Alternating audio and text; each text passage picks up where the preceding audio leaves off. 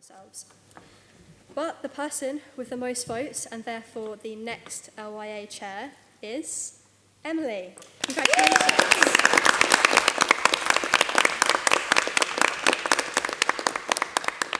So the next time the LYA meets, you'll be sat in my chair. Congratulations. Thank you. Before we get going with the main part of the meeting, I just want to take this opportunity to thank everyone who's been involved in this journey and kind of reflect a little bit on what we've achieved to date. There are a huge number of people that have been involved in this journey to reach this point, the end of the first ever cycle of the London Youth Assembly. And so there are a huge number of people that I'd like to thank. Without wanting to sound like I'm at the BAFTAs, I would like to start by thanking my parents for their unwavering support. I certainly would have thought I was crazy announcing one night at the dinner table that I think there should be a London Youth Assembly and I'm going to try and make it happen. But instead of laughing at the madness of my exclamation, they gave me invaluable support and guidance, for which I will be forever grateful. A fellow, although not related Bacon, who deserves enormous thanks for his determination to bring the LYA to fruition is Assembly Member Gareth Bacon. Meeting you at the Bromley Crime Summit really did change my life. I certainly wouldn't be sat here today in this position, and the LYA would not exist had we not had that chance meeting and a joke over a shared surname.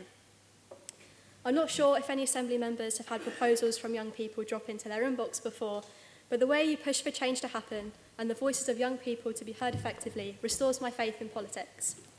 On a personal note, thank you for all the advice, support, guidance and reassurance you've given me, always knowing exactly what to say. I feel incredibly lucky to benefit from your wisdom.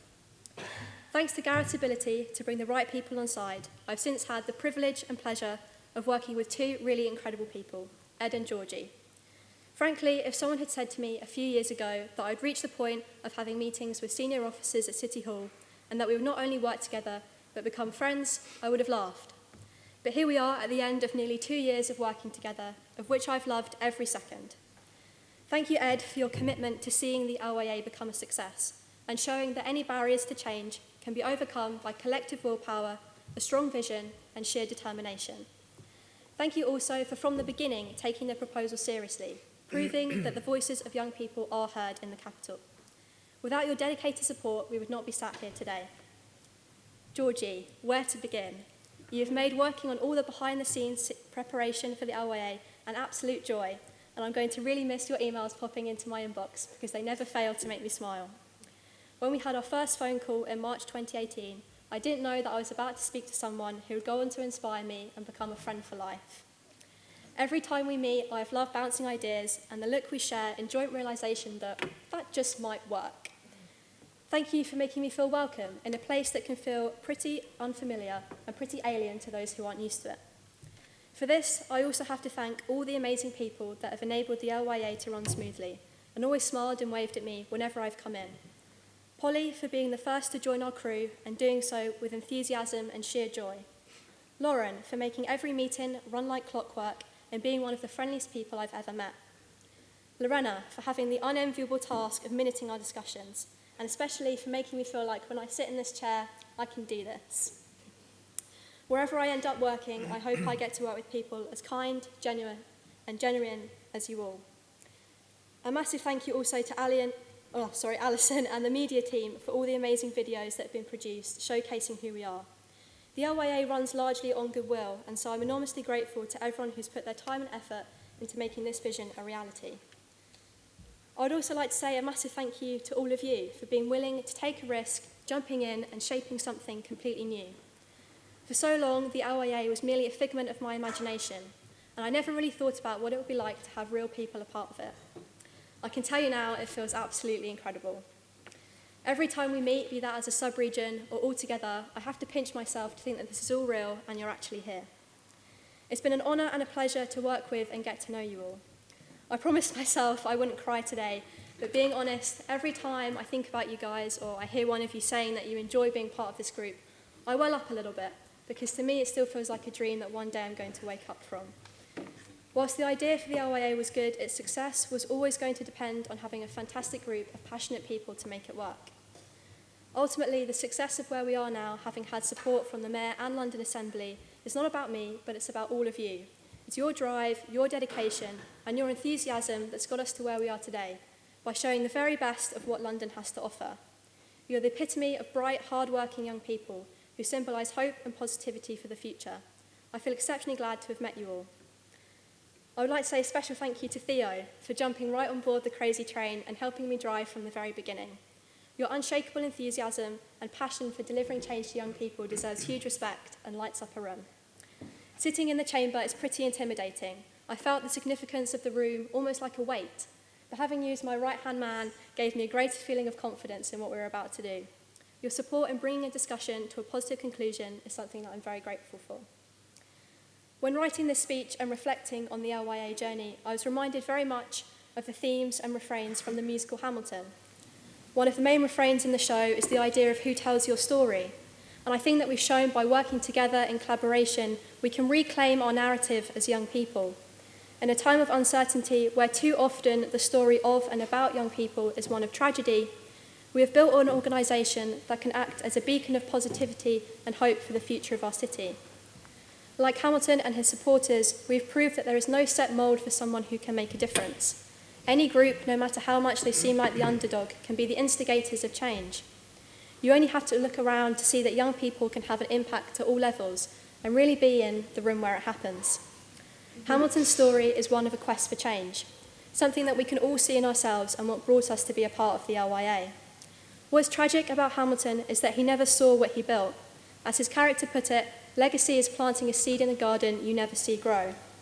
This is where I felt the most sympathy for him, because we do get to see our garden grow. Over the course of this year, we've planted the seeds, developing the nature of our role, the sub-regions, and now a set of recommendations. Now that we've planted those seeds, we can watch as the LYA blooms. I think that is the most special thing about being a part of this journey. No matter what, in 5, 10, 20 years' time, we can always say, I helped to start that. Like Hamilton, our quest for change to reach this point is just the start. Whilst it may be the close for some of our parts, looking around at our deputy members, it's clear that this is the start of a very bright future for the LYA. I would like to finish on one of my favourite quotes from the show. While set in America in the 17 and 1800s, I think it very much applies to us. Look around at how lucky we are to be alive right now. History is happening in the greatest city in the world.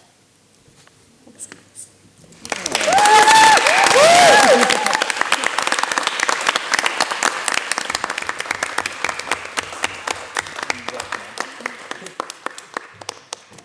So I spoke about Gareth's ability to bring the right people inside, one of whom is our guest speaker today, who I met in October last year at the Bromley Crime Summit.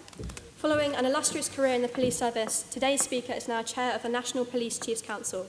Can we please give a really warm welcome to Martin Hewitt? Thanks, Katie. Just to make a little point, I still am in the police service. I've moved away from the Met Police, but the role that I have as chair of the National Police Chiefs Council, you may be aware that policing in every part of the country is independent. It's not one national organisation. So all the chief constables and the commissioner here and the commissioner in the city come together routinely to decide on issues around policing, and I run that process, chair that meeting, and my role is about coordinating policing across the whole of the UK. So we have Scotland, Northern Ireland, Wales, and all of English policing. But as Katie said, up until a couple of months ago, I was in the Metropolitan Police, and I was the Assistant Commissioner responsible for frontline policing. So coming into this room, normally when I've been in this room, I've been sat over that side being quizzed by the Policing and Crime Committee or other bodies within the London Assembly. And I'm going to talk a little bit about violence and the issue of violence, and particularly youth violence, and if you like, give a perspective from a policing point of view. But when I was thinking about coming here and talking to all of you, I thought about being your age, and I am a London boy, so I was born in Lambeth, and I now live in Greenwich, and my kids go to school in Bexley, so apologies to the North Londoners, but I'm a South London boy, and I've been to various places in the last many years in ending up back here. But I do think it is important, because I was kind of reflecting on what London was like when I was growing up, and when I was your sort of age, it was the late 70s and the 80s, and it was a really difficult time. It was a difficult time for the country. It was a difficult time for this city. And what I would say is this city is much better now than it was at that point. And we had challenges then around the violence that was taking place. It was a multicultural, certainly where I grew up was very multicultural, but not as diverse as London is now. I think over the intervening decades, we are the most global city in the world, and that is the thing that makes this place what it is, and it is a unique city in the world. But it was diverse then, and there were real tensions in the violence when I was growing up. There was between communities, between different communities in London. So I grew up in and around Clapham North. Interesting differences around the way violence was then. That was one of the first places where you started getting openly gay pubs. There was one in Clapham High Street, that was one of the very first. And the kind of issues of violence around that community that were part of what was going on when I was growing up. And I could look out of my bedroom window in the early 80s and the mid-80s when the riots happened in Brixton. I could see that happening pretty much from my bedroom window. So this is stuff that I've kind of lived with over the years. And obviously then went off, and interestingly, I kind of reflected on what the relationship between the community and the police was then. And I think it was probably a harder relationship than it even is now. And it was definitely a harder relationship for people from minority groups at that stage. Some of the things that led to when the rioting happened were around the kind of, particularly the stop and search, or the SUS as it was called, the SUS laws in those days, and some of the operational activity. And I grew up in a place where I have never been stopped by the police, but boys who lived in the same street as me, who were friends of mine, who were black boys, were stopped all the time by the police as they were growing up. And when I moved off at 19 and my friends moved off to different places, we had a very different view of policing. We had a very different relationship with policing. And that is something that retains to this day. And I'll talk a little bit about some of that. So it wasn't a perfect world, and anyone who pretends it was is wrong about the past. We have real challenges to deal with now, but I think equally we are better equipped to deal with them. I've been heavily involved with dealing with violence in London for probably the last 12 years, I would say. Some of you may remember the summer of 07-08, when we had a really terrible summer and turn of the year in terms of the number of young people killed in London. Really terrible summer, and I vividly remember that. And since that point, I've been involved in and around in one way or another with how we try and tackle violence. And I just want to kind of give some reflections of what I think is different now to when I was growing up and even to that period a dozen years ago. The first thing is, and the one thing that hasn't changed, is we collectively as a society cannot arrest our way out of the violence issue that we've got at the moment. There is a massive role for policing to play, and I'll talk a little bit about some of that. But we are not going to solve this problem just by more policing or different policing. There are deeper issues here that we all, I think, need to deal with. And the world does look similar to when I was growing up, but there are some really significant differences. I think there is a difference around, globalization. As I said, this city is much, much more diverse. When I was growing up, there were no Eastern European communities in London, really, of any note. We've got enormous communities, and all of that brings incredible diversity, incredible opportunity. It makes this place what it is, but it also brings real challenges about how you police communities, because different communities fear different things. If policing ultimately is about keeping people safe, that is ultimately about what makes people feel unsafe. And it is a real challenge for policing when we have an incredibly diverse community here. And there's lots of movement in our communities in a way that wasn't even the case back then. The impact of technology is absolutely extraordinary. When I was growing up, and this is a bit of a history lesson, but there were 3 TV channels when I grew up. There was 3 news bulletins a day, and then you had newspapers. So the ability for information to get moved around was very, very limited. And you lived in a kind of your own little world with your family, your friends, your neighbours, your school friends, your group of people. You didn't really know what was going on else. Now, you and all of us are bombarded with information all the time, continually bombarded with information. And some of that technology, particularly when you start getting into social media, has the ability, where there is conflict, where there is aggravation, where there are people in disagreement, has the ability to amplify all of that, to speed all of that up in a way that wouldn't have happened when I was growing up. When I was growing up, if there was trouble between two groups of people where I was in Clapham North, that would never have had an impact up in Tottenham or out in Ealing or out in Barking, because it just wouldn't, the information would not have travelled. The way that information travels now, I think, has had a massive difference to the way that it makes it, we have to all challenge and how we deal with violence.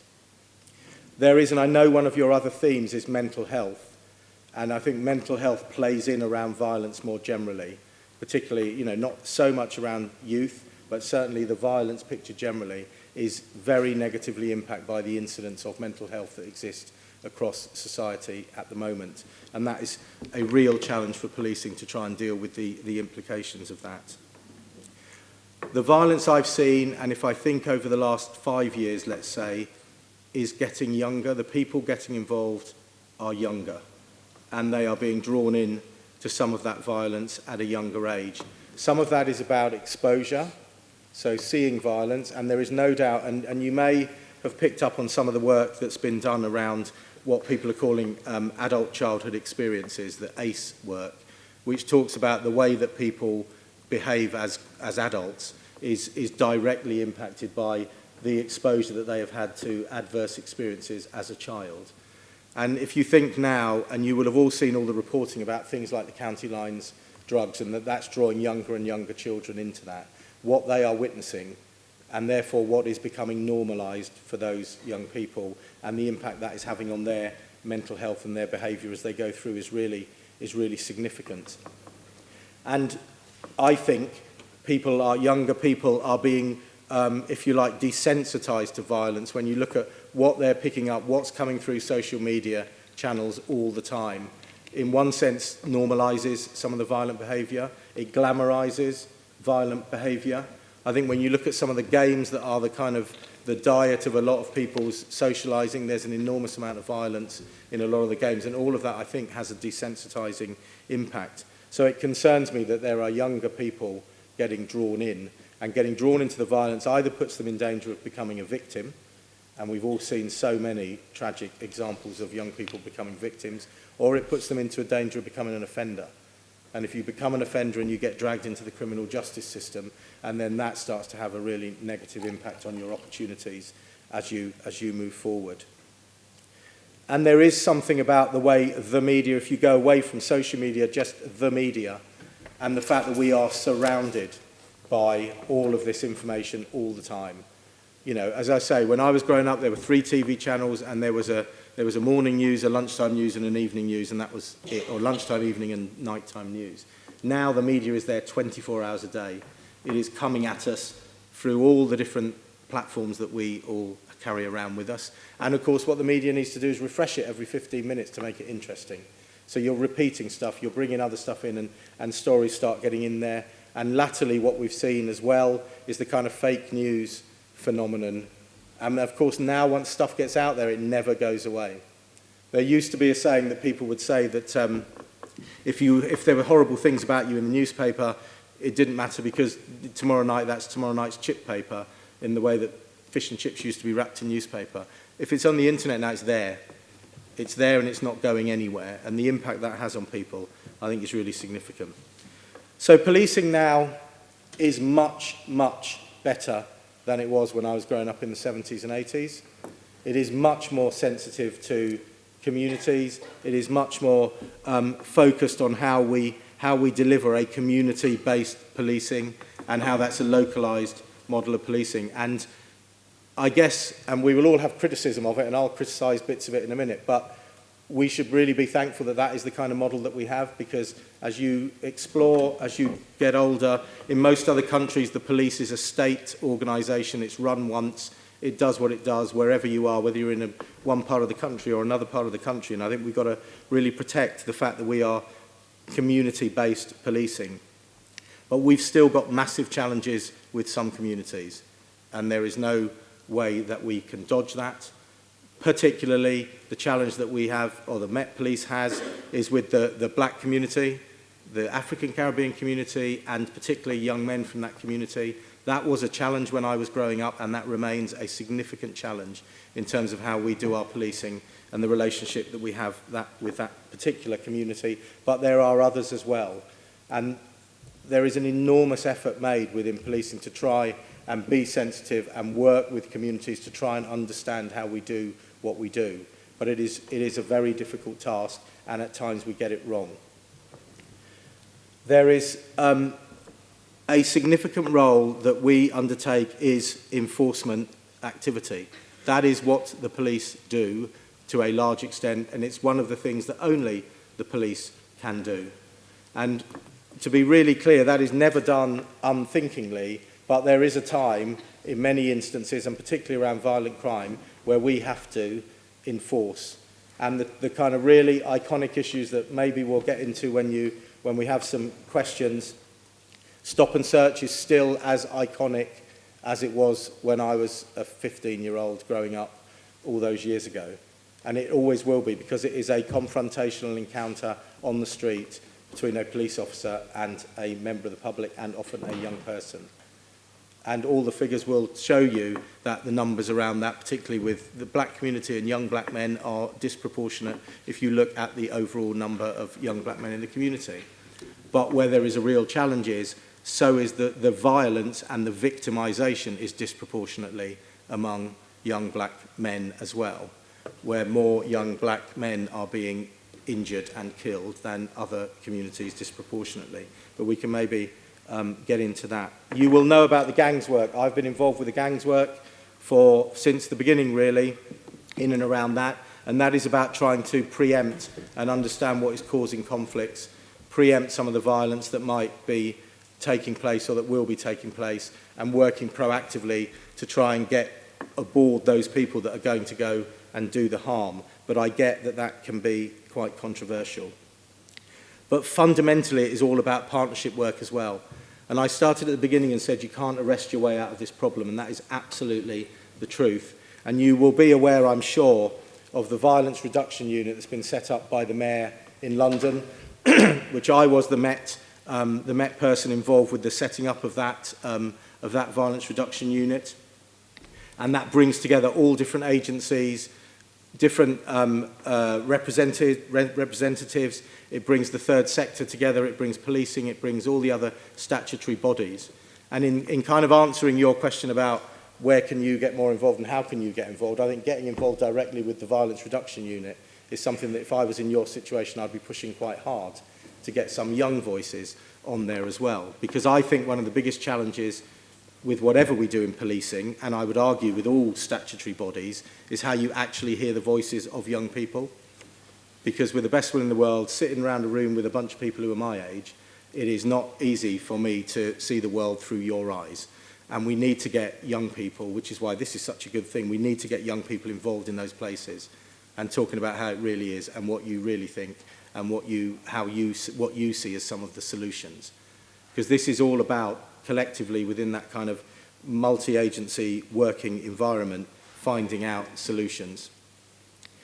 And fundamentally for policing, the real key issue for us in all of this is about our legitimacy. And I think I've been quite hard on how difficult that is for us, but that is a reality that if you are in policing, and particularly in policing in big, urban, multicultural areas like London, it is difficult. But that is what we have got to constantly be trying to make sure that we retain that legitimacy with communities. And that is about talking to people. And what you may or may not see, but at every level, in every borough, at ward level, there is police engagement going on with communities, going on with particular communities who have particular concerns or particular issues, going on with representatives in all of those areas, working with all the other agencies. All of that stuff kind of goes on in the background. But what we often hear about is the things that find their way into being the kind of the big issues that come up in the media. So it's got to be multi-agency. And what I think this really is about, and when I think particularly about youth violence, what this fundamentally is about for me is life chances. It's about the perception on those young people of their life chances and what they think their life will lead to. Because that is what draws them into being involved in some of the gang activity, draws them into being attracted to working with the group that does the drug dealing, gets them attracted to the group that looks like they are powerful locally, gives you some protection. I get that. In places, people will look to join those groups because it gives them a sense of feeling protected. But where we've got to get to, and where I was pushing really hard and will continue to do so at a national level, is around how we prevent, and how we prevent is how we identify how you change some of the life chances for those people. Because no one, when they're sitting there as a 6, 7, 8, 9-year-old, aspires to go and work for a drug gang, or aspires to walk around carrying a knife, or aspires to go and end up getting locked up by the police. That is not what is happening with those young people. But what is happening then, I think, is they don't see there are opportunities, they see their life in a particular path, and then the things that become attractive are the things that lead them into getting themselves into some of the real challenges that we have seen. And I think our collective responsibility, all the agencies, the politicians, everybody, and this is what we've really tried to focus on in that violence reduction unit, is how do we work collectively to help those young people and to intervene as early as we can intervene into the lives of those young people, to stop them getting into a path where they're either going to get themselves hurt or worse still, actually get themselves killed, or where they are going to be someone who is an offender. And I have worked with loads and loads and loads of offenders over the years, and you probably wouldn't be surprised. You know, we work with lots of ex-offenders to try and encourage and influence young people and try and get them onto the right path. Because look, the reality is, young people are naturally, everyone is naturally kind of resistant to figures of authority. That is kind of how you are when you're a teenager, and I get that. That is exactly how my teenage children are. And there is a reality about how much a 16, 15, 16, 17-year-old who sees the world through their eyes is going to listen to someone like me, a police officer, you know, an older police officer. So we work with lots of people to try, and we work with youth workers, we work with young people who can do peer work and mentoring work, and then we work with lots of ex-offenders as well.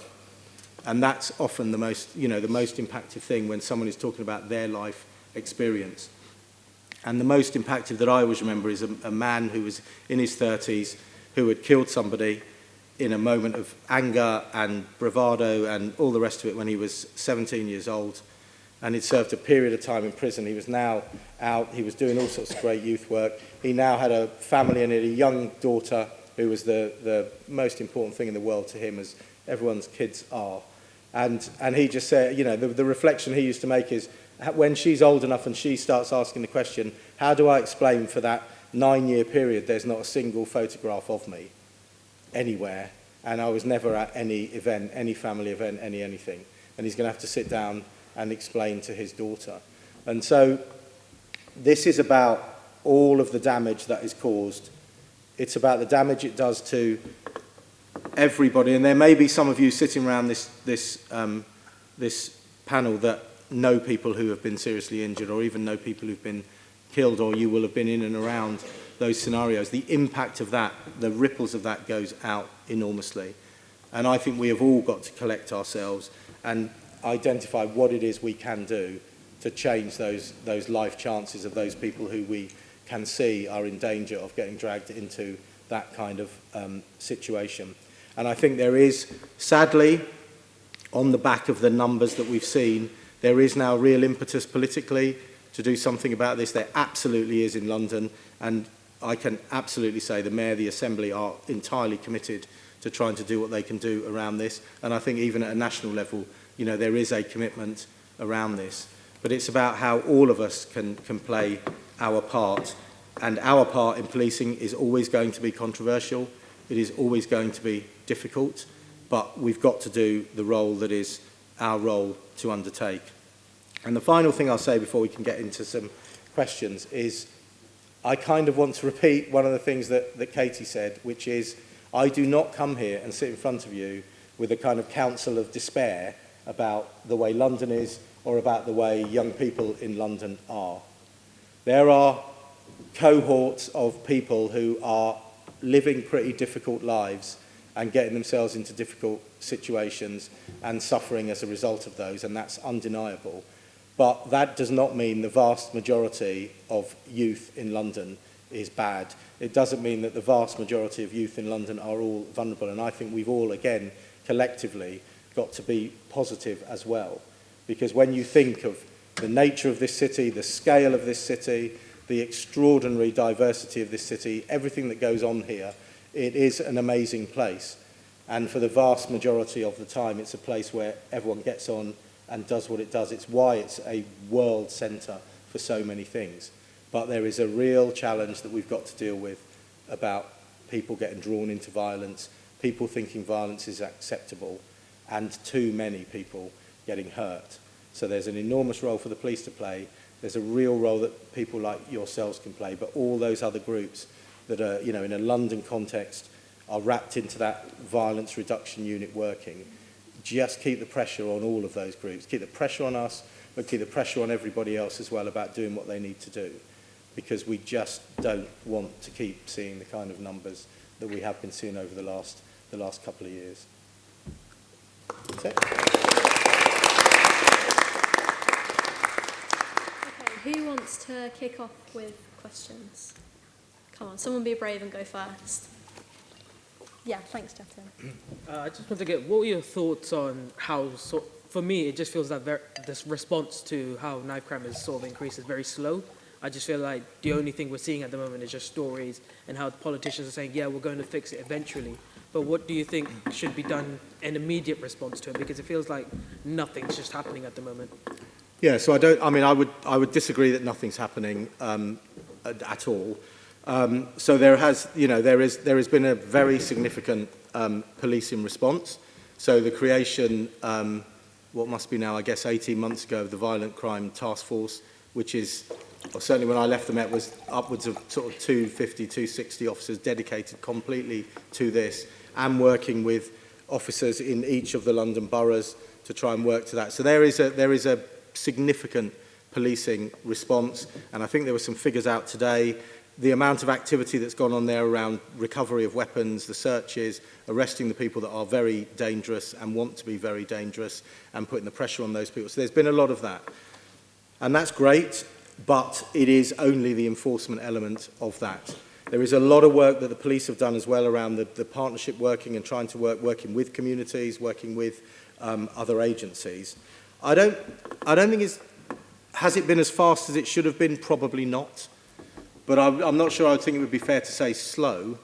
But the real point, and what I think is the important response to your question is, the enforcement bit is what I would describe as suppressing right now and slowing up the number of people that are getting hurt. Because we've all seen those periods where it was far, far too many in quick succession.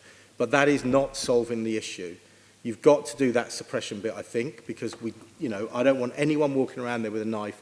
And if I think there's a way we can stop someone walking around with a knife, then that we should do that. Because I have sat in, lots and lots of rooms with the parents of people that have been, young people that have been murdered. And to a parent, every one of those would say, why did somebody not take the knife off the person that ended up killing my son? And they're all boys, the ones that I'm talking about. So we've got to do that, but that is only going to suppress. What we've got to do is get into all of that work that is the multi-agency work, which is the kind of what I described as about life chances. So what I mean about life chances is that young people are getting looked after in the kind of very basic way that you need to be looked after as a young person, so that you are feeling that you've got someone who cares for you. Because there are far too many young people, sadly, growing up, and they don't think there is anyone who actually is caring for them properly in the way that... and I don't mean caring for them in they're getting £120 trainers. I mean caring for them in the sense you're getting them a meal every day. So you start at that. We've got to get young people looked after.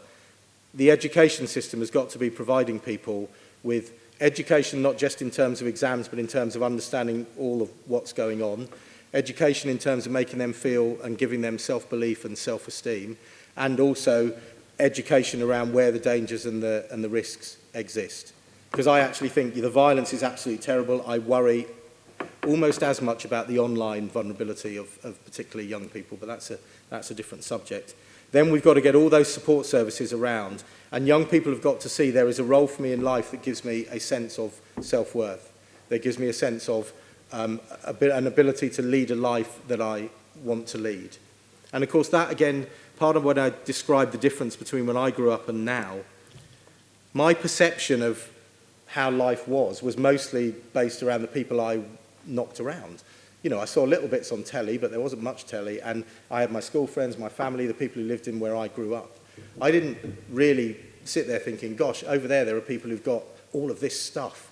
And now the reality is everyone's expectation about how much stuff I'm going to have is a lot higher, because we're all bombarded with it all the time. You're supposed to look like this, you're supposed to have that, you're supposed to be here and do this and do that. And all of that kind of expectation stuff. So we've got to be able to provide people with something meaningful as a life going forward. So, and you can't do that quickly. So as part of that violence reduction unit work, when we were developing it, you start to then get into, well, how long is this going to take to get to do stuff? And I felt a little bit, sort of not guilty, but the talk was going on about, well, 3 years, and me and a few others in there, particularly some of the youth workers, said, this is going to take 10 years to do, if we really want to make a proper, sustainable difference. And then the mayor said that and got criticised by people saying, well, you don't care, you're not going to wait 10 years. That wasn't what he meant. What we meant is, if we're really going to do this differently, it's going to take time, and we need everyone to play into that, right from government down to locally to play in. So has it been quick enough? Well, it could always be quicker, but I think we've got to be realistic about the nature of the problem and the challenge that we're facing, and then everyone's got to lean in to try and make it better. Sky? I think with lots of our discussions about youth violence and young people and the police, I think a big thing is a positive engagement with the police. And I was wondering, what do you know of that's happening that's trying to improve positive engagement with young people and improving the relationship to young people and the police? Because I think that's a key issue. And what do you think should be done as well?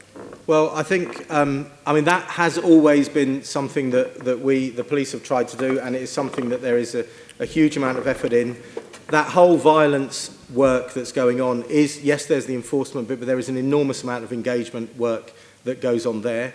The Met are increasing the number of officers that work in schools all the time, with an aspiration that every single school will have a nominated, and I think they're probably there now, a nominated officer that is working and able to be part of, and where it works really well, that police officer is almost working as part of the leadership team within that school, and being able to bring what they can bring into the overall kind of development of young people. We work with a whole range of other community outreach organisations. So some of the formalised one, some of you will know, KICS, the stuff that works through the Football League, working with those, through other sports, other arts opportunities. So there's a whole range of work that goes on.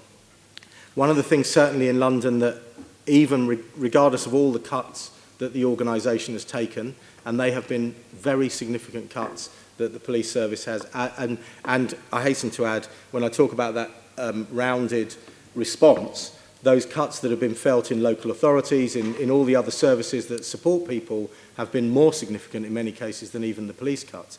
But in all of that, in the Met, we have protected neighbourhood policing and that ability to have officers who are responsible geographically to an area to try and build those relationships.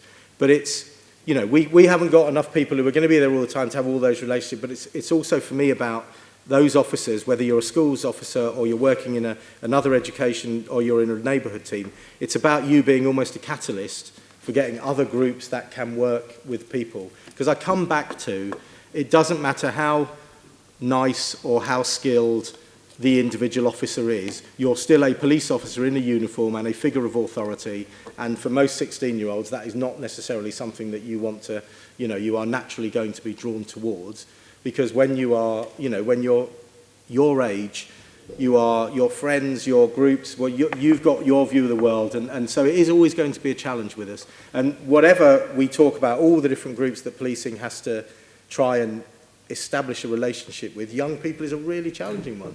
It was challenging for them when I was a young person. It's not, this is not about different young people. It's the same with all of us. So, but there is an enormous amount that goes on. A number of the boroughs who all have independent advisory groups. I know some of the boroughs have youth advisory groups as well. So we tried to build those up in different places.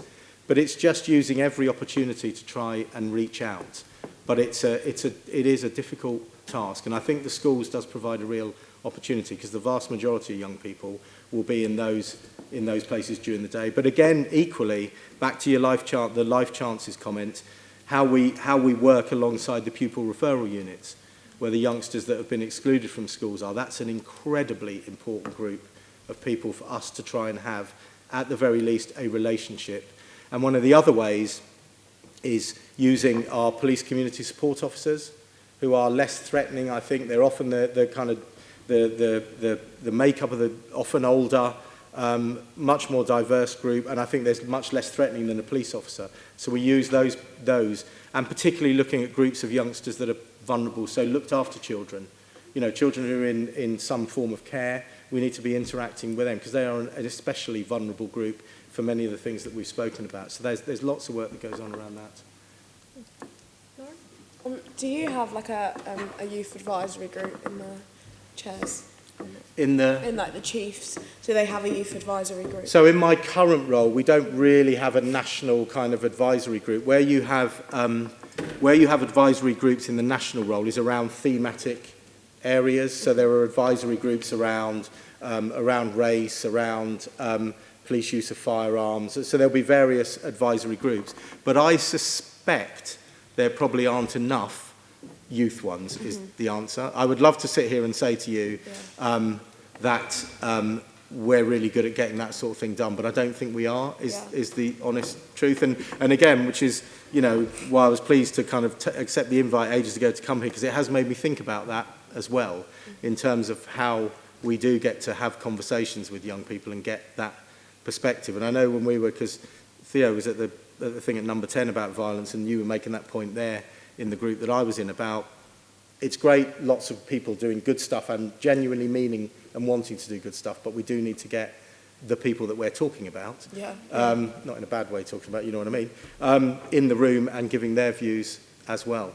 Because when you're trying to change someone's mindset, which is what we're talking about with some of this, because we are all all the time we all have our view of the world, and I think at certain ages, you have a very strong view of this is my view of the world and I don't care what anyone else thinks. And when you're trying to change that, you can't impose that on somebody. People have got they've got to be part of that conversation. And it is one of the things that as I'm kind of getting into my new role, I've only been there a number of weeks. It's an interesting one to think about how do we develop that as we go forward, because it takes you right back to that legitimacy point that I made about the police being legitimate. Because at the end of the day, in not many years' time, you will be the ones who are making big decisions in various places, and I need you to think that we are legitimate, and we've got to work that through. But I'm sure I'll come up with some ideas about how we do it, but I don't think it's as good as it should be now. Is my answer. Okay. Daisy? Following a recent tragedy in my borough as a result of knife crime, many people are calling for increased police presence. Yeah. Do you think that this factor is one that should be concentrated on as much as it is? Which factor? You mean as in the violence? No, police presence in contributing to... So I kind of, I think I was kind of getting at that at the beginning when I made the point about you can't just arrest your way out of this, because what we've done when we created the Violent Crime Task Force was to give us a mobile asset of people who we could put where we need to put them. And the way they are managed 24 hours a day from a control centre, where the people in that control centre have got all the best intelligence about where we think there are violence issues bubbling. We know the people that we are really concerned about and what they're planning to do, or we think they might be planning to do. We know where there's been incidents, because what you often get with the violence is you end up with what we would describe as the kind of tit for tat. So a violent offence will occur, and then the people who are around the victim will then want to kind of get some revenge on the people who did it, and you get into that sort of scenario. So we will move those resources around to those places where the intelligence is telling us, the intelligence and the evidence is telling us that that's where you're going to get the best response. But let's be very clear.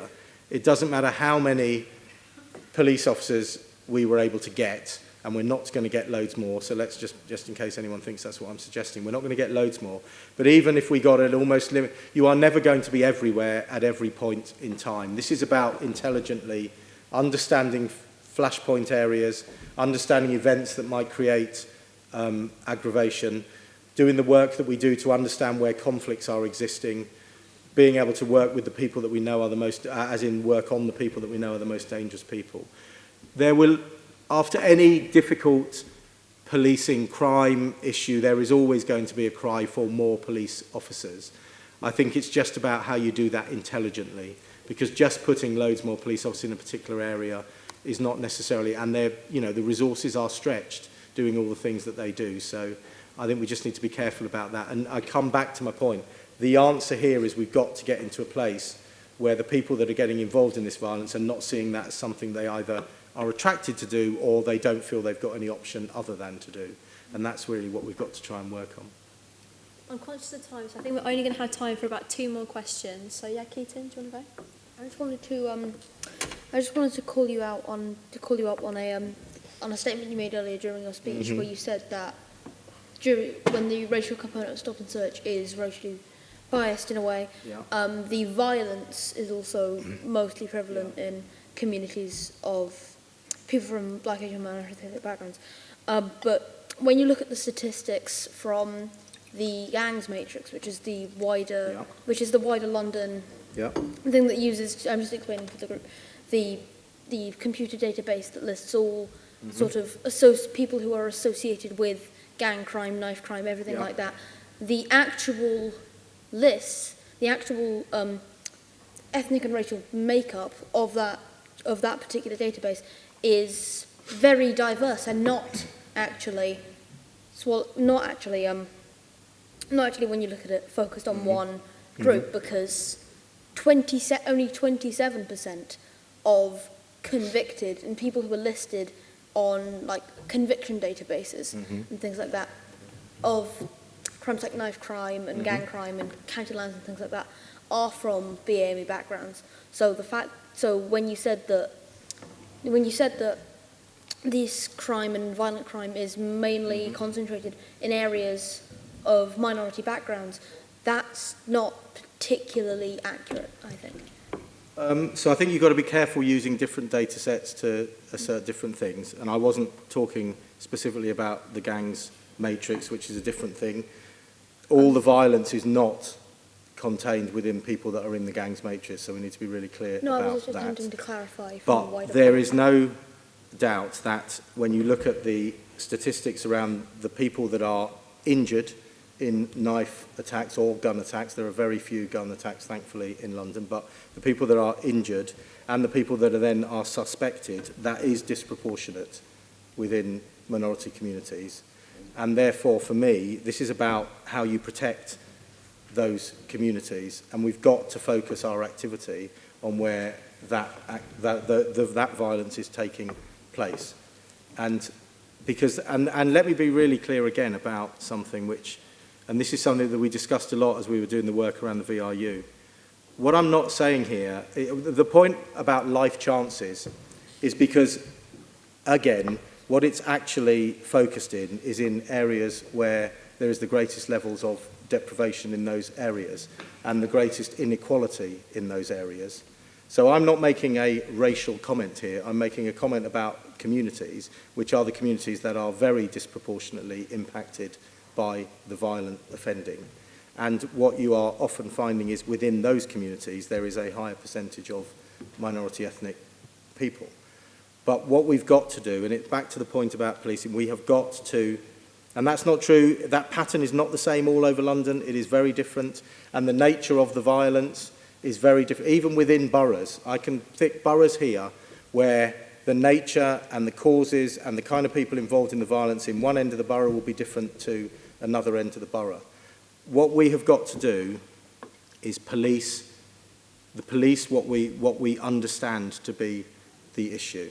And the reason I will always reference the kind of the BME element to this as well is because one of the frustrations that I have is, in answer to your point about how have we got onto this quickly enough, one of my frustrations is we never get onto it quickly enough, all the while that the picture of the person that has been killed is a young black man.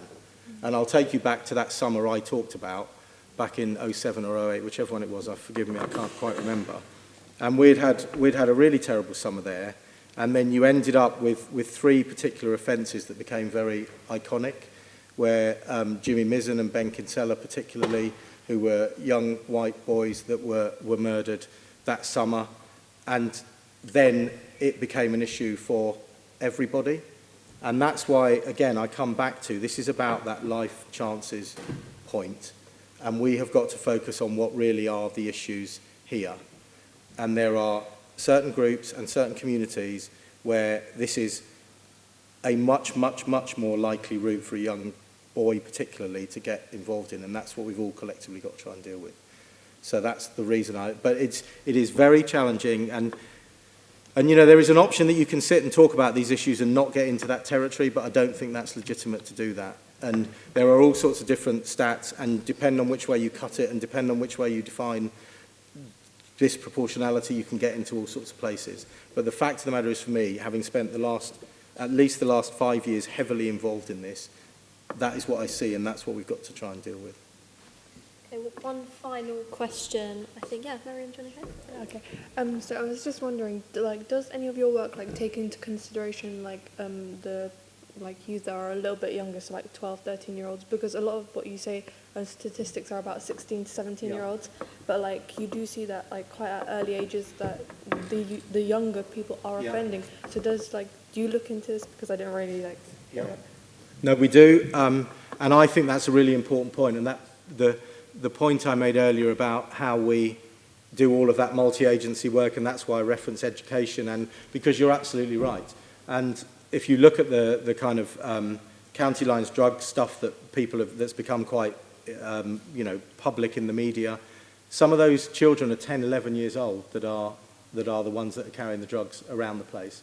You know, I know there was a missing child from London who was about 12 years old that was eventually found up in Scotland, where they'd been on a train. So we absolutely have to get into that territory. And part of that work with schools is in primary schools as well.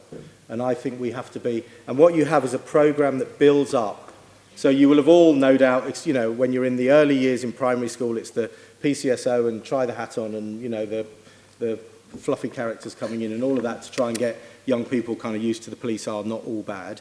And then it gradually works up in a program of giving kind of education around those things that are a danger to young people. So stuff about violence, stuff about knives, stuff about gangs, about drugs, about relationships, about internet security, cyber security. So it is, but you're right, and I think that's why the work that's really, I think, interesting, and we're trying to push at a national level around the work about the impact of the adverse childhood experience stuff as well, is we need to be focusing younger. And there have been attempts to do that previously, to try and bring that kind of support in at an earlier age, because I think you need to be hitting youngsters when they're at primary school, because you will have all experienced it, and I've experienced it recently with my children. Once that transition, once you leave year 7 and then or year 6 and then you go to secondary school, it's a transformation by the time, and then a year later, once youngsters are in year 8, and they've really changed, they've moved on, their view of the world is they're now independent young people, and so we've got to be able to influence collectively, not just police. And all of what I'm talking about is not just police. There is a role for the police to play, but we've got to do this collectively so that we are having the maximum impact on people to give them the best options and the best view of how they can kind of move forward. Thank you so much. Can we give Ms. Hewitt a massive round of applause? Thank you so much for giving up your time to be No, here today. pleasure. We really appreciate it. Thank you. Thank you. Okay, yeah, and really great questions, everyone. So before we move on to discussing our areas of focus, I just wanted to check that everyone was happy with our minutes and if anyone had any queries or if we were just happy to agree them. Yeah, happy to agree them? Fab. Okay, so I think my plan for kind of the next section was to have a bit of a chat about each of our areas of focus, about what everyone's been up to, what are kind of the general themes that people have been doing, and then we'll move on to discussing our report and any amendments to that after we've kind of done a bit of an update about what everyone's been doing. So if we start with the violence and safety area, so if we start with Southwest, Lauren, were you okay to kick off on that one? Yeah, so in the Southwest, in our meeting, we discussed like ways of prevention and also how we can get to like early years as well, and how we can like stop people from falling into crime. More like locally in Croydon, we have a stop and search workshop in December, where the police came in and spoke to us about like what stop and search, like the new rules for stop and search, and also they gave out some leaflets as well about that.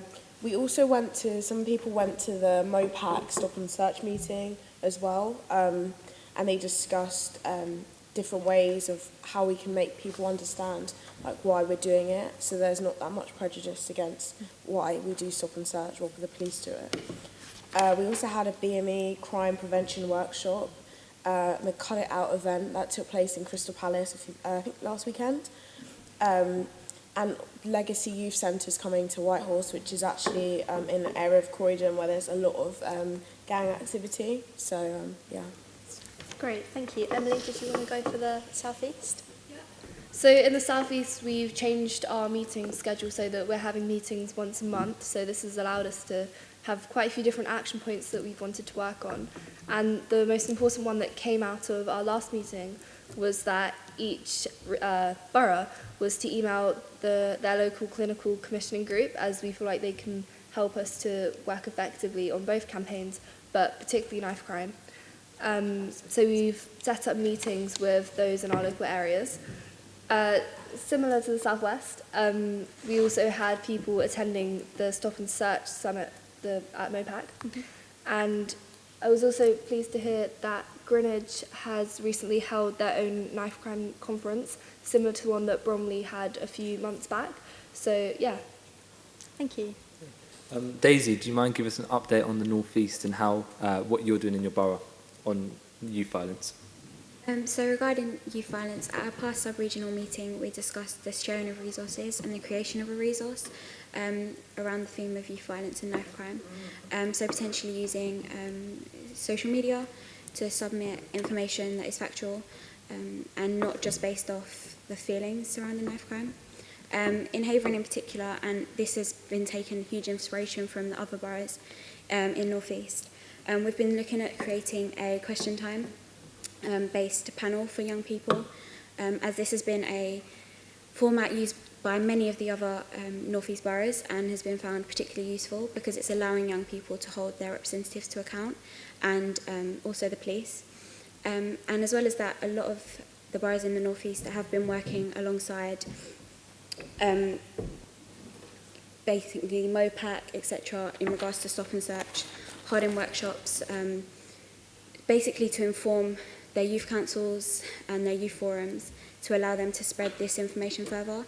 So in Havering, for example, we held a workshop in which our youth councillors were put into hypothetical situations as police to see what a police perspective would be during a stop and search. And this was really useful information to take back to our constituents and show them the actual realities of a police officer in a stop and search, as opposed to what we would typically look at from the victim's point of view. Great, thank you. And Emma, can you give an update from the Northwest about youth violence, please? I wasn't in the meeting, so yeah, I couldn't come to the meeting. Okay. Yeah. Is someone from the Northwest want to volunteer? Come on, someone be brave. Yeah? So in our previous meeting, like we discussed our ideas on like what we're doing in the boroughs, but I think a key thing that we came up with was like we wanted a manifesto, so something clear and laying out like each step, and like so we were hoping to get that slowly to, you know, come together and say like this is what we want to achieve, and something's clear and it's out there. Yeah. Great, thank you. So I think we're going to move on now to just give a few updates for the mental health and wellbeing side of things. And we'll just do exactly like the same thing, and then we'll go on to discussing the amendments. Devon, did you want to kick off for the South East? So for the South East, as Emily said, we've been emailing our CCGs regarding their mental health provisions as it relates to young people, how we as LYA members and young people on the whole can be involved with them. Bromley also did social media posts over Mental Health Awareness Week. In my borough, Lambeth, we've run a campaign called #ItMadeMeFeel, which is raising awareness of child sexual exploitation, harassment of women on the streets. And Greenwich has implemented mental health researchers who collect info on mental health issues that young people face. And from what I'm hearing so far, 1,200 surveys have been collected. And these researchers work with their mental health champions to address these issues. Great, thank you. Keaton, did you want to give an update for the Southwest? In the Southwest, we have been working on sort of community engagement around mental health. So we did a mental health question time. So we had a lot of young people from across, but especially across the entirety of the Southwest, come in and talk about the mental health, ask questions and things like that. So we were just trying to get community engagement. In my borough, Wandsworth, we made a map. So we made an easily accessible map of all the different types of mental health facilities and mental health, like help and access things that were across the entire borough, and we made a map of that and we distributed it so that young people had the opportunity and had the ability to find out where they could access help, because that's something that's not particularly thought about. We think a lot about mental health as a concept, but some people literally do not know where to go to find help. So we try to make that easily accessible as well. Great, thank you. Rainey, are you okay going for the North East and talking about something? Yeah, we just discussed, again, the different shared practices that we do in our individual locations in terms of film campaigns that go out, in terms of the peer-to-peer workshops that are running, particularly with young people with direct experience of using mental health services in local areas, and the different roles on keyboards that people have. So like you mentioned, these CCG and different key roles that players already have on those boards. Great, thank you. Can someone at the Northwest meeting please explain, does anyone volunteer about what was discussed on mental health? So we spoke about different, so we is it mental health we're talking about? Yeah. Okay, so we spoke a lot about in schools there was a lack of support from not just teachers but mentors. So there was loads of schools that lacked mentors, which we discovered that played a huge role in helping young people kind of find themselves and make sure they're in a stable mindset. So we wanted to introduce more individuals in place in schools to just be there to ensure that that young person, if they are struggling with their mental health, then they know where to go and who to turn to. Great, thank you. So I think we're going to move on now to discussing our kind of recommendations.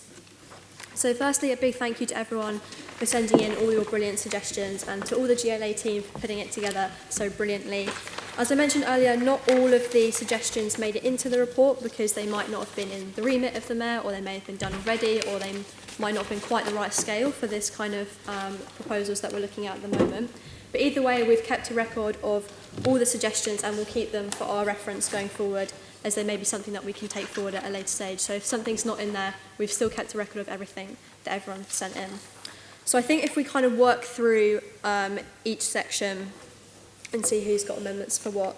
So if we start first with violence and safety, I know that in our South group, Lauren, you had something for number 1 that you're going to explain on behalf of the group. Yeah, it was just to make the amendment to the first one, to hold regular knife crime workshops, and then this would be our bit, designed in collaboration with the London Youth Assembly. and then the rest would remain the same. So, yeah, as Laura said, it's pretty simple, just adding in that those workshops would be that we would have an influence over those. So I think after each amendment, if we'll just take a vote, and then if it has more votes for yes, it's in. If not, it's not. There was something similar at the North East, very Did you? similar. It Yeah. was London Youth Assembly members and targeted young people. Yeah, So so it's should just we an have extension. it as in collaboration with young people, then keep it broad? Yeah? I think that we should specify the LA because of the thing with MOPAC. How, Yeah. So if we say in collaboration with LYA and targeted young and Other young people? Other young people part of that? yeah, LYA and young people. Yeah? And then afterwards, if you guys, which kind of? Yeah. Okay. So all those in favour of changing number 1 to being in collaboration with the LYA and young people? I think that's everyone. Okay, great. So that one's in. Okay, Emily, you had an an amendment, to number 2. Yeah, so we'd like to change number 2 to read, for the Mayor to hold a summit to educate young people in key stages 4 and 5 in schools with high levels of pupil premium, noting that education needs to be a focus for any violent crime initiative. I don't know if you had in the North, if you had any similar amendments to that point, or if anyone wanted to kind of ask any questions about that, or are we okay to go straight to the vote? Emily, could you read that again, just so that everyone's really kind of digested it?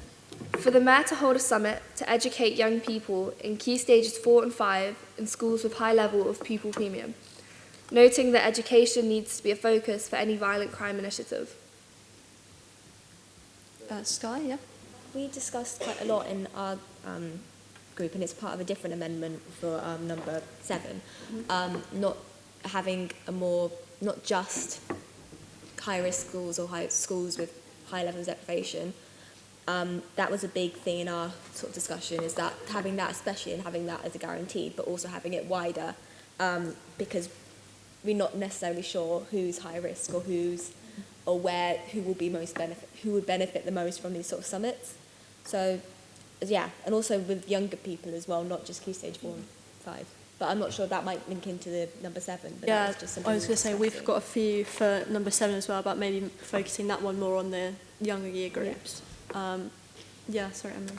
I think also because this is talking about a summit specifically, I think it is quite important to target it to schools which ultimately would benefit from it more, because if you were to invite all of the schools in London to a summit, then it would need a pretty big venue.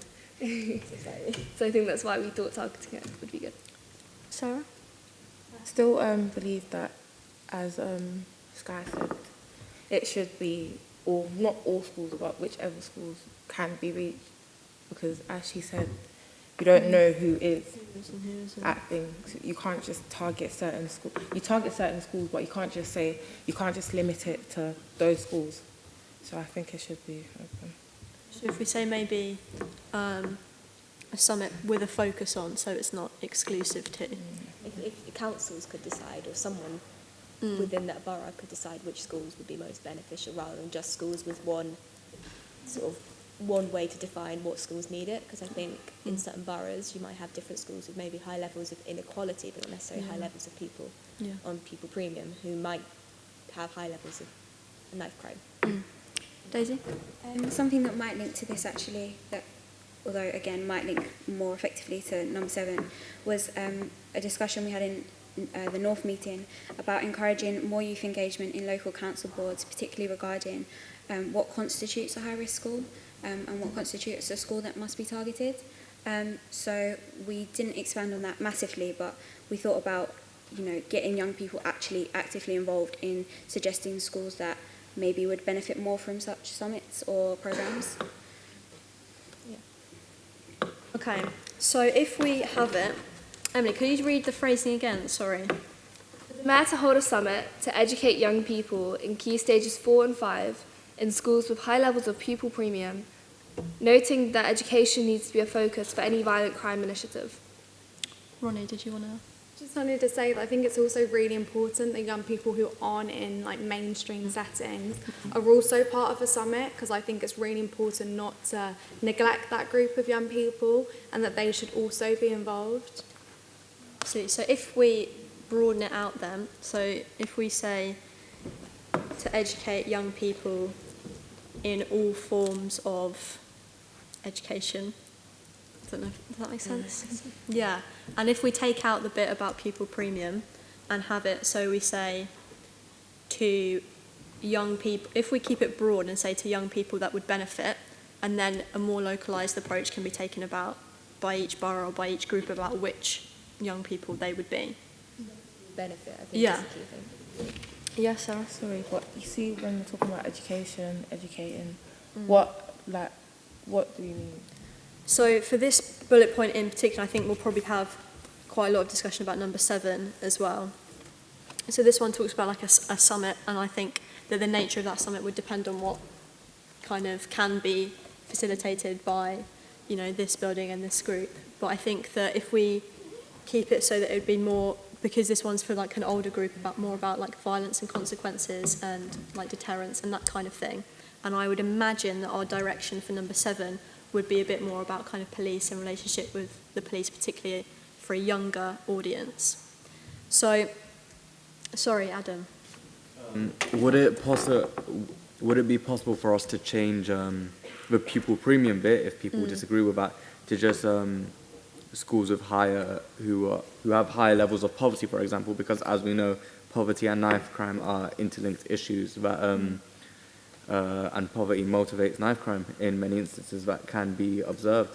So that can be something noted possibly. I think if we keep it nice and broad and say a summit to educate young people, with a focus on Key Stage 4 and 5 in a range of forms of education for all young people that would benefit, and leave it up to kind of different areas to decide who those young people are and where they're from. Should we vote on that? Okay, so all those in favour of that amendment? Those against? Okay, so that one's in.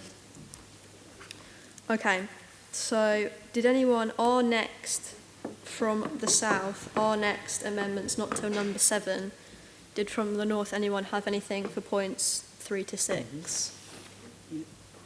Yeah? No? Yeah, we did. Who was speaking on the point of moving 6 and 1? Yeah. I feel like we should like combine those points as they're both really similar to each other, or putting one in the preamble section.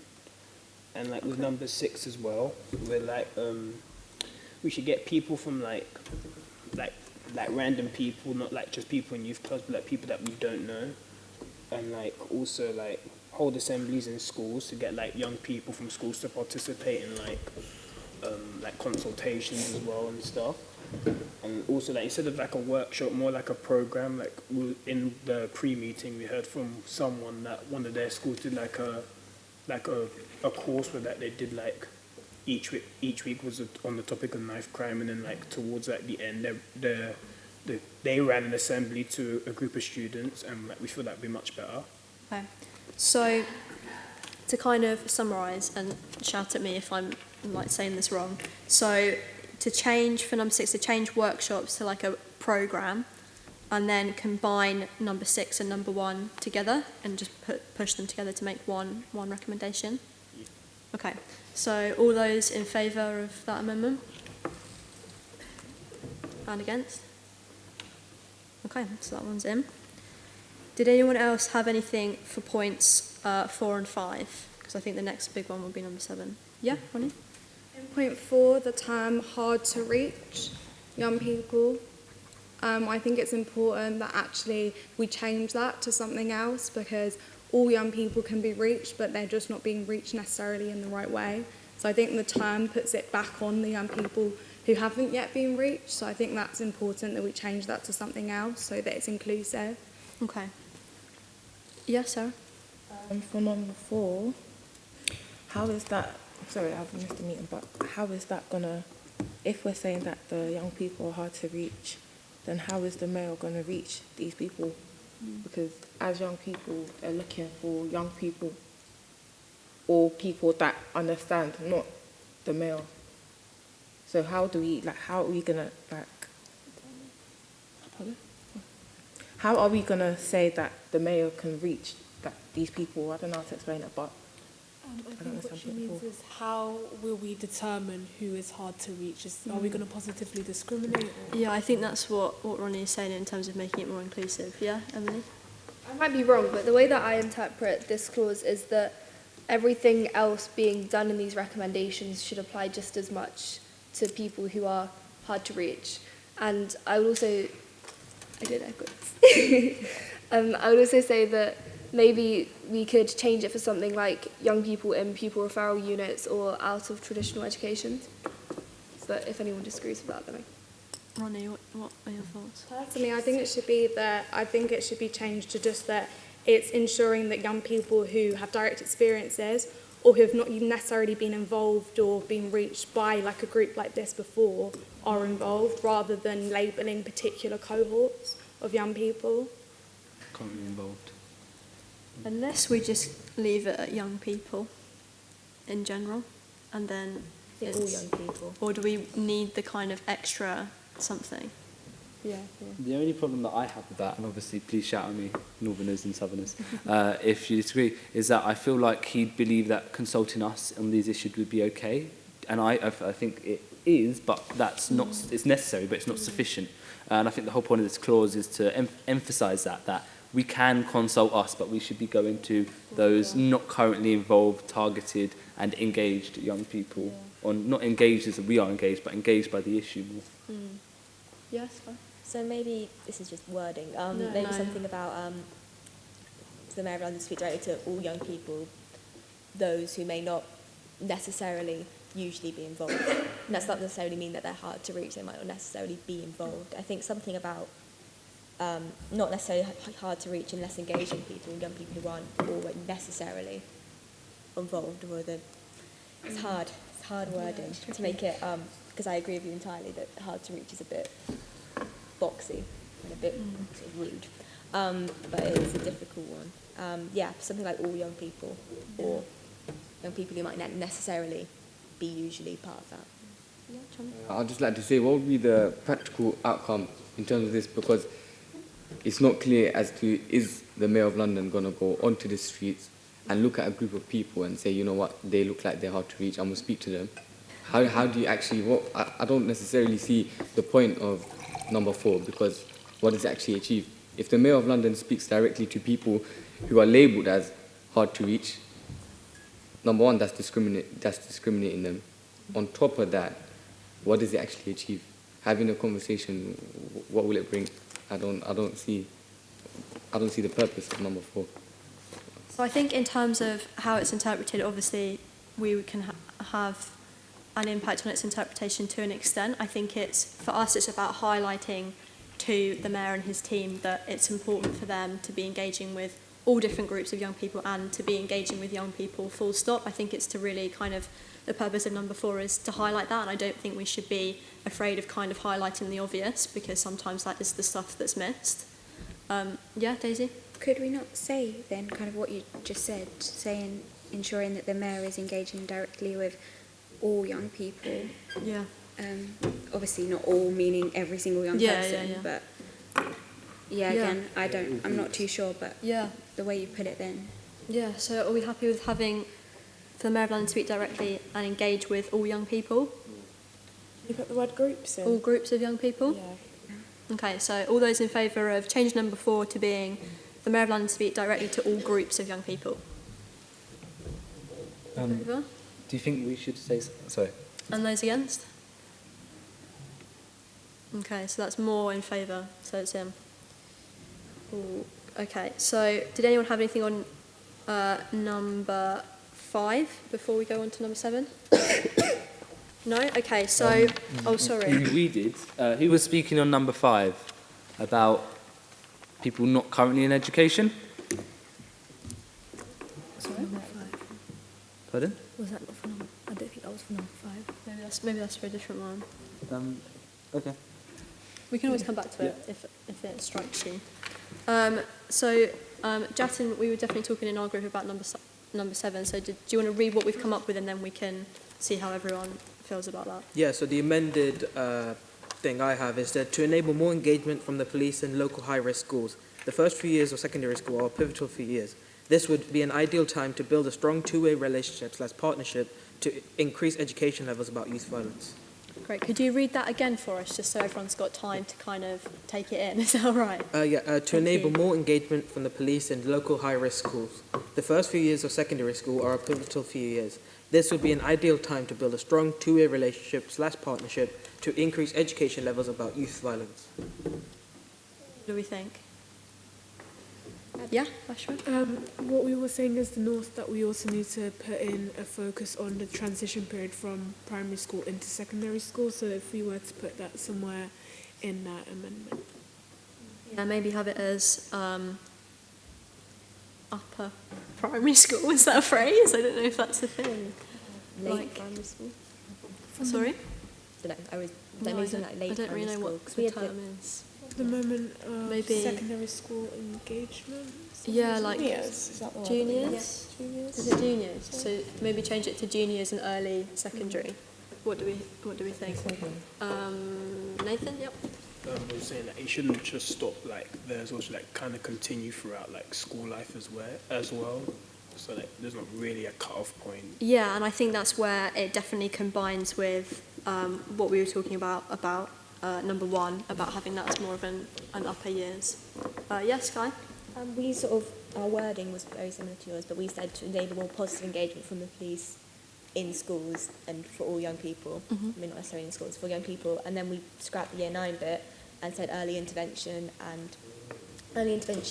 in, like, I think we said something like late primary school and from early secondary school definitely would be the most positive thing. This is an ideal time for police to enter schools. Yeah, I think we said something about like year 6 being the key sort of starting, and because that's when secondary schools usually get involved with young people, because young people, year 6s start applying to secondary school early on, and then schools will have some sort of communication with them, so something from there onwards.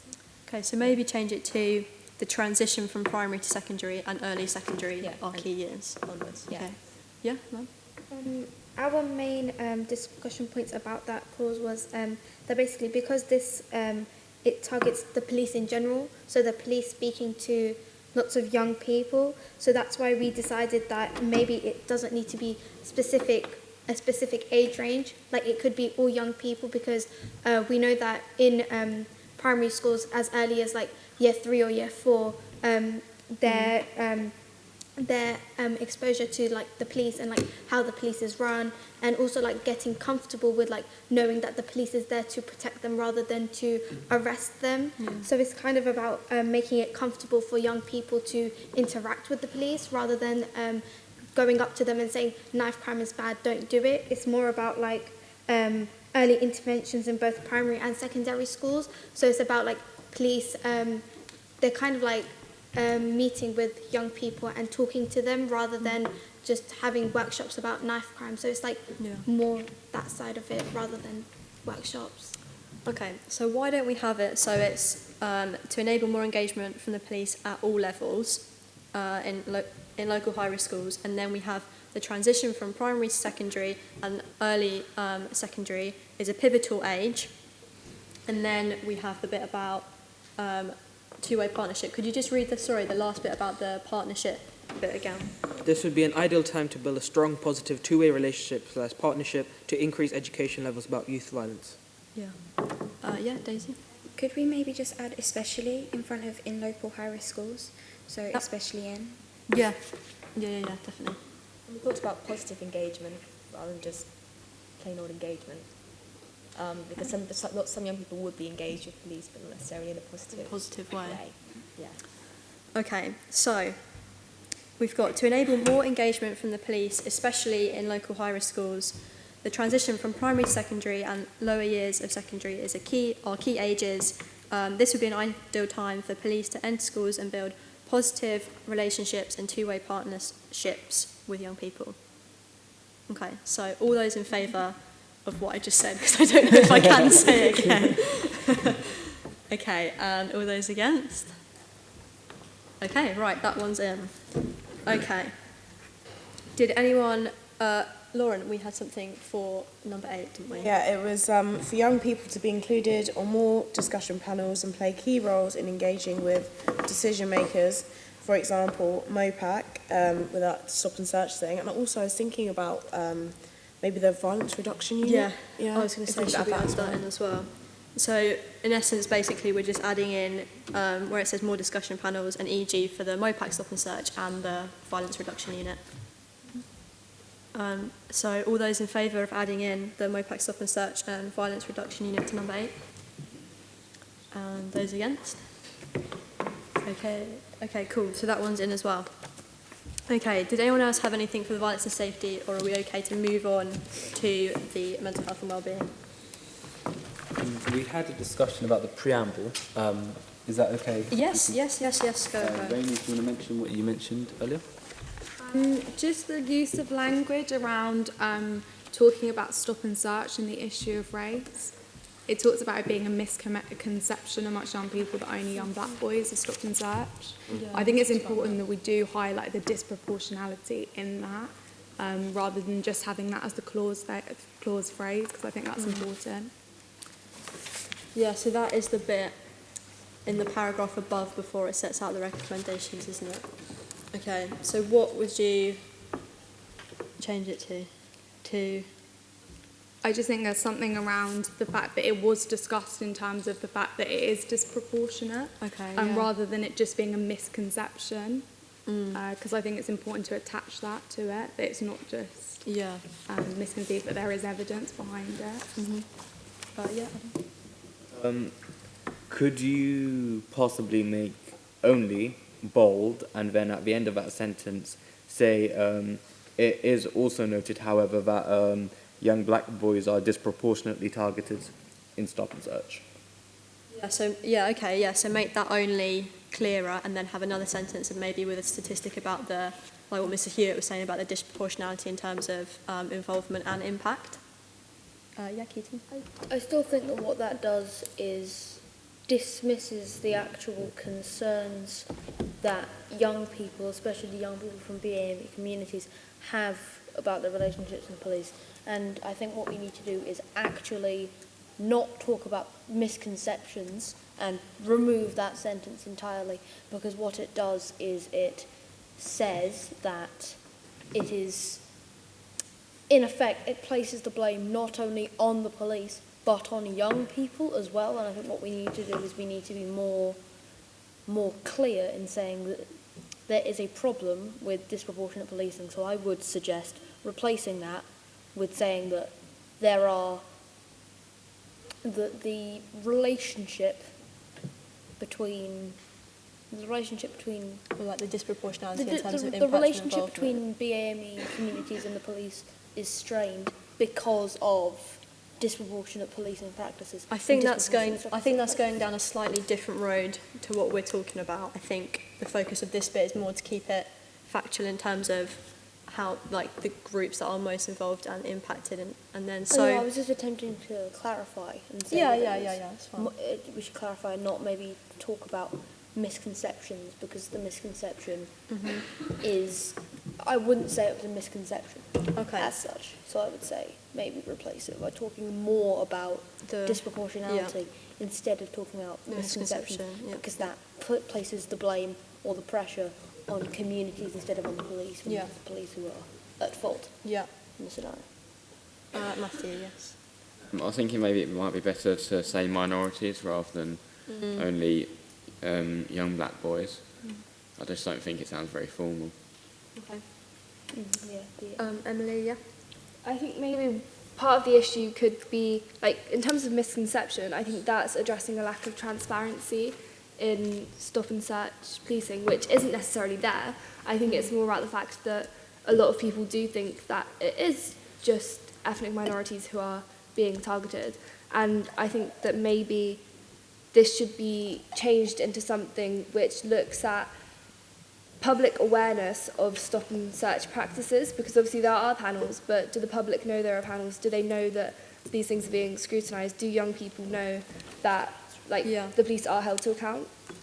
Okay, so I think I think the two things are here is about, do we want this misconception bit, and do we want to add in a bit about disproportionality? So I think what we're going to do is we're going to do 2 votes, one on whether we want the misconception bit in or out, and one about whether we want a disproportionality statement in or out. Okay, so, and then if it's in or out, then we can discuss wording. So all those in favour of keeping, in essence, the bit about misconception? And all those against keeping the bit about misconception? Okay, so that sentence is gone. So now the next bit is about whether we want to include a bit about what Mr. Hewitt was saying about disproportionality in terms of groups and involvement and impact from violent crime. So all those in favour of adding that sentence? Okay, and those against adding that sentence? Okay, so we can add a bit and we can crib what Mr. Hewitt said about that. Okay. So are we now happy to move on to the section on mental health and wellbeing? Yeah? Okay. So in terms of the South, we only had 1 point on this that Adam is going to explain. Yes. Right. For 10, we changed it to, for the mayor to write to the Secretary of State for Education to encourage student wellbeing to become a measure for school effectiveness, co-signed by the LYA. Yeah, so basically that we would be a part of that letter as well. It's quite a minor amendment. But yeah, so all those in favour of adding that letter's co-signed by us? And those against? Okay, so that's in. You guys from the north, what did you have on? Yeah, Emma. We also talked about how it should also include young people outside of education as well. Yeah. And also in conjunction with Ofsted changes as well, so that Ofsted can be involved in it as well. So maybe change school to educational provision. Is that more broad? Is that the right term? Someone correct me if I'm Maybe wrong. it's the other provision. Alternative education Yeah, in schools yeah. and alternative education. Okay, so all those in favour of changing it to schools and alternative education? And those against? Okay, so that's in. Did you have anything else in terms of the mental health and wellbeing section? Yes. I don't think we need the percentage where it says like, I don't think you need 1 in 8 and the percentage. Otherwise it's like too many numbers, I think. It's quite hard to... Okay. So all those in favour of scrapping the percentage? Those against scrapping the percentage? Okay, can we do that again? That was not clear. Hands right up, guys. Who's in favour of scrapping the percentage?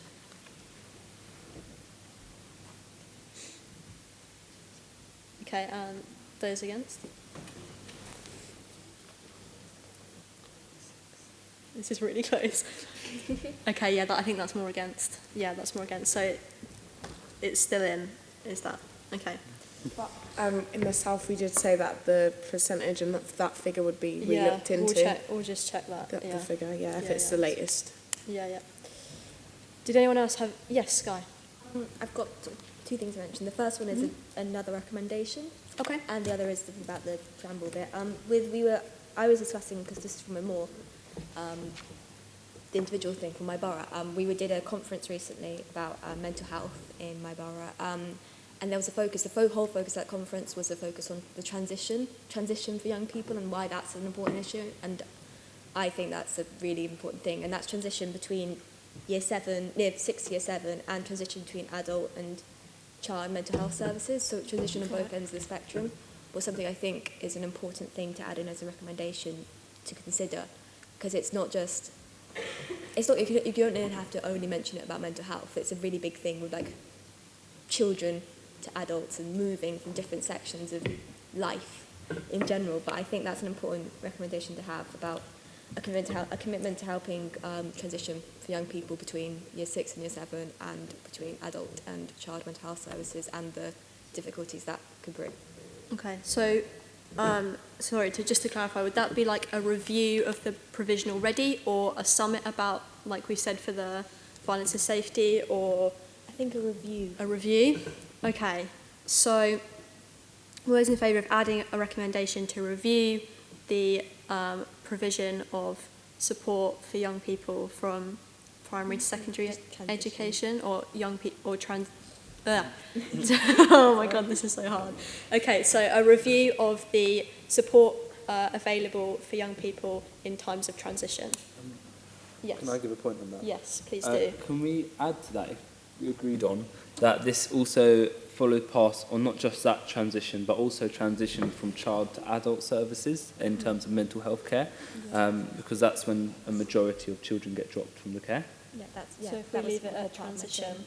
I think, that's what I was saying. Yeah, about maybe transition give in general. examples, like the primary end of that. Yeah. Transition, for example, especially between year 6 and year 7 and child to adult mental health services, or just services. Okay. So all those in favour of adding a recommendation for a review of the support services available to young people in times of transition, e.g. primary, secondary, child to adult. Okay, all those in favour? Okay, those against? Okay, that's been added. Did anyone else have... Sorry, Sky, did you have another point that you wanted to say? It's quick. It's just the preamble for this one is quite short. This is a really stupid one, but I think maybe you could talk about in that bit factors that we think are important around mental health and other events. You could talk about what we're doing in our boroughs, or factors about what impacts young people's mental health. It was just because the knife crime one is quite long. I think it's because we did focus on that. So something more about, young people and mental health. Yeah, Emma? Can we also just add, when we were talking about reviewing the mental health services in the transition period, also adding including young people in that process, including young people in the review? Okay, so change it to review in collaboration with young Yeah. people. Okay, so all those in favour. Sorry, this is like a whole meeting just of votes. All in favour of changing the one that we've just added to review in collaboration with young people. Against? Okay, so that's in as well. Thank you, Emma. Sarah, did you have something you wanted to say? Yeah, in relation to what Mr. Hewitt was saying, talking about tackling youth violence and mental health, because if we're talking about youth violence, these young boys and girls also have mental health, like they suffer from mental health problems, but they're not likely to attend these events or go to these places. They're not likely to do that. So how will we now say we're going to offer you mental health support? You have this. This is an outlet for you. Because let's say boys and gangs or boys from certain areas are not going to come to these things. So we need to do something about that. So, I mean, that is establishing the connection between our two areas of focus could be something that we put in the preamble about recognising the connection between both of them. Adam, yeah. Just on what Sarah said, this isn't something to add to it, but in Lewisham, with CAMS, they had like a young people's forum with people who were using CAMS, who were directly contributing to sort of just like a forum and a decision-making processes, so that they were actually included and accounted for in that process. Whether or not this is something which could be sort of vaguely referred to, I don't know, and finding a way to sort of involve young people in it or not. Yeah, I think that comes into the one that we've just kind of added about reviewing in collaboration, but that's something we can make clearer in the preamble maybe. Yeah, Emily?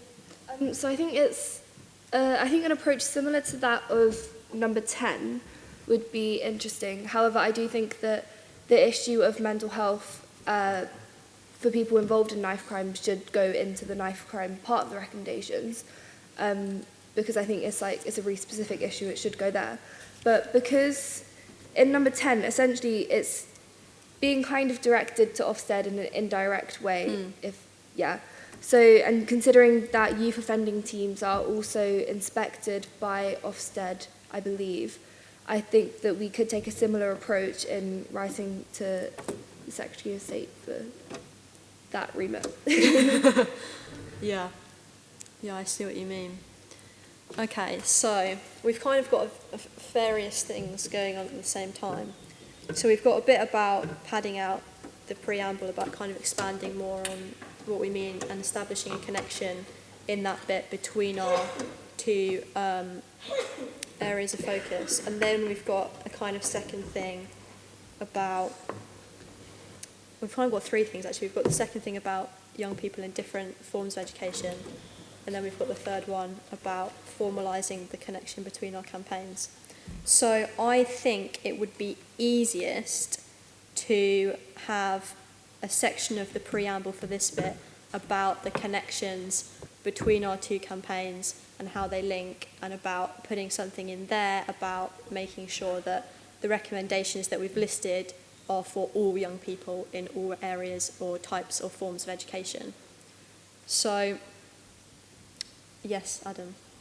If in the preamble we're going to be linking the two, then we could in the mental health bit refer to ACEs, adverse childhood experiences, and trauma affecting not just people later in life but also their mental health generally. I do think that is something important to consider in the factors. Yeah. Okay. So, I mean, we're not going to be able to go through the exact wording on this, but if we say to agree in general terms to add a section to the preamble of this bit about connecting our campaigns, about ensuring that any kind of the recommendations that we've listed are for young people in all forms of education, and that there should be recognition of adverse childhood experiences in terms of linking our two areas of focus together. So if we agree in general terms, and then maybe wording is something that we can do maybe via an email consultation, because I'm not going to be able to sit here and come up with that paragraph on the spot. So all those in favour of, in broad terms, adding in a bit to that preamble about connecting the campaigns, adverse childhood experiences, and ensuring that the recommendations we've listed are for all young people. Okay, and those against? Okay, so we'll add something in there. Did anyone else have anything? Yes, Safia. For point 12, where it talks about educating parents, guardians and carers, I was thinking that they need to include foreign-speaking parents, etc., because that's like quite a large group, large proportion of parents who don't speak English. Okay, so should we change, did you want it that specific, or if we just go with all parents, guardians and carers? Yeah, you can say all. Yeah, so all those, oh sorry, was that on this point? Yeah, for point 12, I think should also include teachers, as teachers has huge influences on young people. So if let's start with the one on parents first, and then we'll vote on that one, okay? So if all those in favour of changing it to all parents, guardians and carers? Against? Okay, so that's Can it. I just go? I think maybe all is too general, because if you were to get this report and you're just reading through it, like you've got 10,000 things to do, and then you see, I don't think you're necessarily going to think, that's talking about language barriers and how that's really important, and cultural sensitivity also. With an asterisk and then write foreign as well. Yeah, or we could add it to our bit in the preamble. Yeah, let's add it to that bit in the preamble. Okay, so now we've got the bit about teachers, so including parents, guardians, carers and teachers. So all those in favour of adding teachers into the mix? And those against? Okay, so teachers are in as well. Did anyone have... Daisy, yes. Again, regarding clause number 12, in North we discussed the bit at the end where it talks about identification through events and workshops. We discussed potentially changing this to any form of resource, particularly, a written resource would be easier to translate and also share, and it would also be available for young people not in school. Again, that could be really broadly interpreted, but... Sorry, so from changing events and workshops to events, workshops and... Resources. Okay, yeah. So those in favour of adding resources to point 12? And against? Okay, cool, that's in. Did anyone have... we can't really... I feel like we should only have at least, max of one more. I feel like we can go all day analysing the details of the wording. So are we happy with this, or so did you have one more thing? One more thing, last thing ever. Last little last clause. Should put directing them to services accessible to Like, because what happens after the... Oh, to raise awareness and direct young people to mental health services. Okay. Signposting. Yeah, to raise awareness and signpost young people. Okay. So all those in favour of adding to raise awareness and signpost young people as point 13? And against? Okay, that's in as well. So I think that therefore we have a complete set of recommendations. Is everyone happy? Yeah? Excellent. Okay, so thank you so much everyone for that. That was a really good, detailed, depth discussion. So once we've made those changes, we'll of course share the finalised set of recommendations with you all. And we will also circulate that to the Mayor and London Assembly, and we'll keep you updated with how that progresses and how that goes. So moving on to our next point, the date of our next meeting is to be decided, but it will be in autumn of this year, and it will be with our new members and new chair, Emily. And just to clarify to all those looking to be members next year that it is a year term of office, so it will be from like September to September. So make sure that if you're going for it, that you're available for the full year. Did anyone have any other business? There is going to be for our youth workers, there is going to be a summit in the summer to kind of evaluate this year and kind of how everything's gone. So keep an eye out for that, and we'll keep you informed about that. If I'm missing anything, yes, sorry, Devon. Under the any other business, I mean, those of us here as members can say that it's been a good year. Yes, it was, our terms have been short and we've not gotten as much as we'd want to get done. But I'm wondering, is there any way for us to remain involved? Yeah, so in essence, yes, the details of which I don't know. But we are definitely going to keep like an alumni group going of everyone that's been a part of this.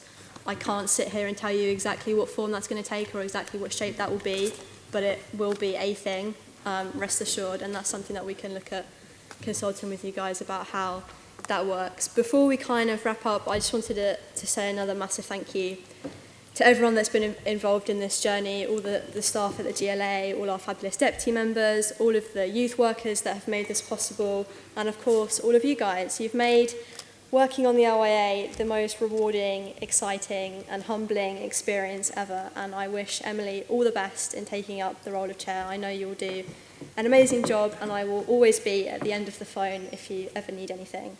Enjoy your time as chair. Oh my God, I'm going to go. I can assure you that it will go incredibly quickly, and it's the best role in the world, and you will never ever want it to end. And I wish everyone the very best in any exams that you have coming up and in everything you do, and I very much hope that we will see each other very soon. Oh my God.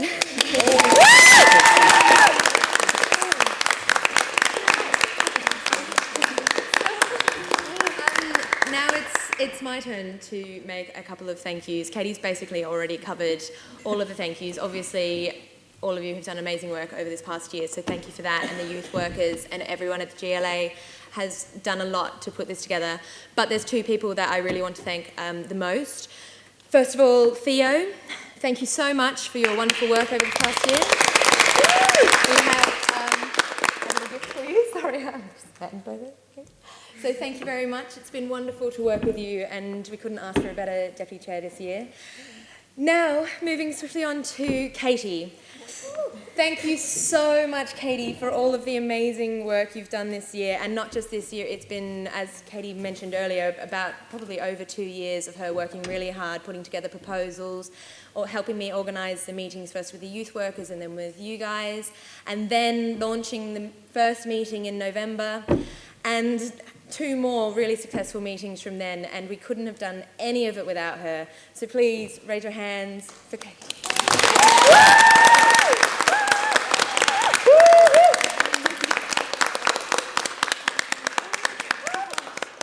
Oh my God, thank you. This is, oh my goodness. Thanks so much. Wow, oh my gosh, I can't believe that this is it. It's all coming to an end, but it's not the end, it's just the start. And I'm very excited to now see where this goes. Now I have the fun bit where I can sit and watch and see everything that you guys get up to. I know you're going to get up to some really, really incredible things. So thank you for making this the best experience ever. I have loved every second of working with you, and I wish you all the very, very best going forward. So I think that declares our final meeting of the first ever year of the London Youth Assembly over. Thank you, everyone.